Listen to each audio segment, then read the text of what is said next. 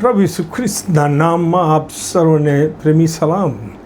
ગીતશાસ્ત્ર 107 ગીત કરતા આ ગીતની શરૂઆતમાં જ સર્વ વાચકોને યહોવાનો આભાર માનવા માટે આહવાન આપે છે. એ કહે છે પહેલી કલમમાં યહોવાનો આભાર માનો, કેમ કે તે ઉત્તમ છે અને તેમની કૃપા સદાકાળ ટકે છે. O give thanks to the Lord Yahweh, for he is good, for his mercy endures forever. કોણ છે યહોવા જેમનો આભાર માનવા માટે ગીત કરતા કહે છે? અને આપણે સૌ જાણીએ છીએ કે નિર્ગમનનું પુસ્તક 3 અધ્યાય અને એની 13 થી 15 કલમમાં યહોવા નામ એ ઈશ્વરે પોતે મૂસા આગળ પ્રગટ કરેલું પોતાનું અંગત નામ છે, યાહવે અથવા યહોવા અથવા જેહોવા.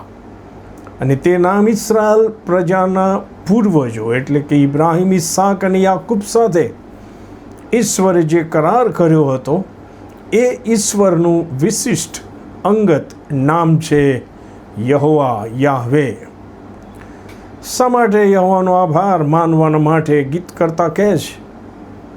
ને તેના જવાબમાં કલમ 1માં યહોવા ઈશ્વરનો જે સ્વભાવ છે ને એ સ્વભાવમાં રહેલ 2 ખાસ ગુણો છે તે તરફ ગીત કરતા આપણું ધ્યાન દોરે છે. કે છે કેમ કે યહોવા ઉત્તમ છે, ફોર હી ઇઝ ગુડ.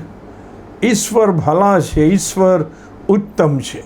અને બીજું કારણ આપે છે કેમ કે યહોવાની કૃપા સદા સર્વકાળ ટકે છે.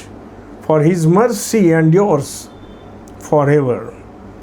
જે ઈશ્વર યહોવા ઉત્તમ છે, ભલા છે, ભલું ઈચ્છનાર અને ભલું કરનાર પરમેશ્વર છે, જે ઈશ્વર કૃપાળુ અને દયાળુ છે અને તેના લોકો જેઓએ ઈશ્વરના આ સ્વભાવનો આશીર્વાદ પોતાના જીવનમાં અનુભવ્યો છે તેઓને ગીત કરતા પોતાના ઈશ્વર યહોવાનો આભાર માનવા માટે આમંત્રણ અને આહવાન આપે છે.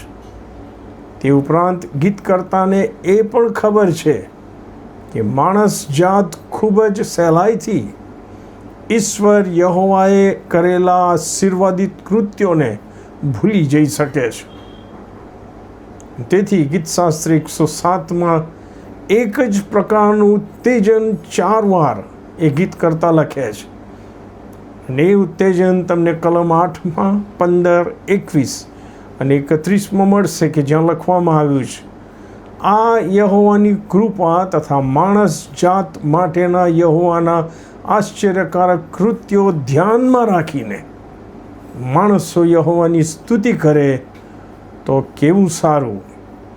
ગીત કરતા આ લખતા પહેલાં 4 વખત ભલા અને કૃપાળુ યહોવાએ જે આશ્ચર્યકારક કૃત્યો ઇસ્રાએલ લોકો માટે અને આજે આપણે કહી શકીએ કે આપણા માટે પણ કર્યા છે તેનું વિવરણ કરે છે અને એને ધ્યાનમાં રાખવાનું કહે છે. વાલાઓ, આવો એ જ યહોવાની આપણા પર રહેલી કૃપા અને આપણા માટેના યહોવાના આશ્ચર્યકારક કૃત્યોને ધ્યાનમાં લઈને આપણે પણ યહોવાની આભાર સ્તુતિ કરીએ અને આભારી અંતઃકરણથી ઈશ્વરના મહિમા માટે આપણા જીવનો જીવીએ. આમેન.